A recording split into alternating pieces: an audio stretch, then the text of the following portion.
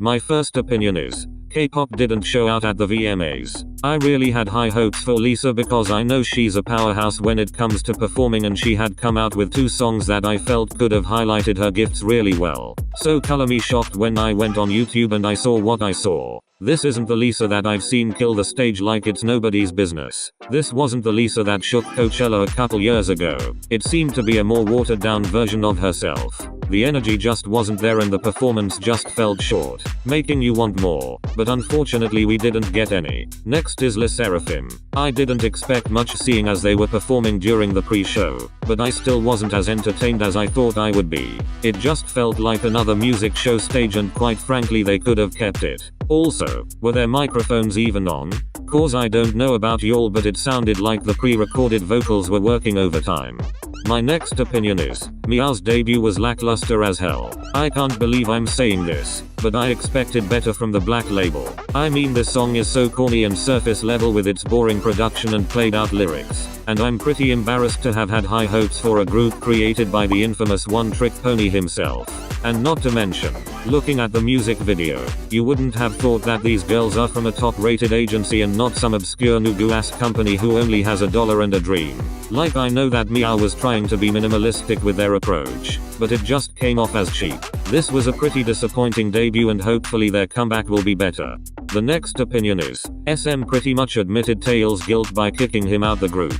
For those of you who don't know what I'm referring to, NCT's Taeil has been caught up with a very serious crime, and because of it, he and SM had decided it would be best for him to part ways. And that told me all I needed to know about his innocence, because why SM just let him go that fast if these allegations didn't have at least an ounce of truth to them. I mean, Hee-chan and Johnny got into a scandal a few months back where they were alleged to be soliciting a certain type of service from 2 women. But that got quickly shut down and there was no fear that they would be dropped from the company. But the fact that SM just basically gave up on Taeil so easily and didn't stick him in the dungeon like Lucas or Sun-ha is honestly just so telling. But since we're on that topic, the next one is, this situation with Taeil is a stark reminder that we do not know these idols. The way I've seen fans say that they're so disappointed in Taeil and they didn't think he would be the quote-unquote type that do the things he's been accused of has honestly left me perplexed. Like, I get feeling disappointed, but what do you mean he didn't seem like the type? Why would he let you, a fan, someone who loves him, see him in just a monstrous light? A lot of people, not just idols and artists, show us the part of them they only want us to know, so that when they commit crimes or participate in depraved behavior, people can come to their defense like it's nobody's business. But we're not with everybody 24/7. We don't know who celebrities are once they get off stage and a camera isn't in their face. And I'm not saying be pessimistic and think the worst of everyone, but just be mindful and not put people on a pedestal or have an incredibly high expectation of their morality, cause there's a chance you'll be severely let down. My next opinion is, Sserafim's Crazy music video is a solid example of cultural appreciation. Crazy is a fun, bouncy, electro house track with incredible visuals and choreography that takes a lot from ballroom culture. And the pioneers of this culture were black and brown queer people who wanted to create a safe space for themselves after being ousted by their white counterparts in the 70s. And Enhypen incorporating this community in this era shows how much they acknowledge the origins and impact that it has on this type of sound and dance. The next one is, Hee-jin's firing was well deserved and she's using NewJeans as pawns to get her back into power. Instead of being manipulative and power hungry, Hee-jin should have stayed in her lane and do her job. But unfortunately she just couldn't help herself and now her ass has been demoted. Hence why they did that little YouTube live segment asking Bang PD and other Hybe executives to give Hee-jin her job back. And it's so sad because these poor girls don't know they're just pawns in her game and they refuse to see her for who she really is. But I gotta respect the fact that they've remained loyal, and that shows the testament of NewJeans' character. The next opinion is, the Manon, Sophia, and Lera situation is a clear-cut example of misdirected anger and projection. Hybe and Geffen recently released a docu-series titled Popstar Academy. This series showed us the ins and outs of Dream Academy and how Catseye was formed.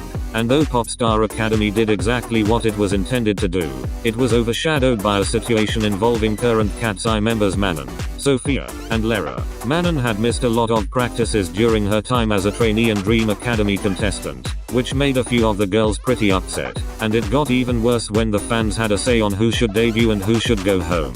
And this led the girls to target and isolate Manon. But this anger and frustration was definitely misdirected because instead of being mad at Manon, the girl should have been mad at fans for heavily supporting her when they felt she hasn't worked as hard as other contestants. And also be furious at the trainers and higher-ups for allowing Manon to break rules and not drill into her the importance and high standards that this program has. So what if fans find Manon pretty and they vote for her because of that? That's not her fault nor her problem, and the girls were obviously jealous that she's a stan attractor with a lower skill set. And also, the girls should have gone to their superiors and talked to them about Manon skipping practices and breaking rules and asked them why they have allowed her to do so.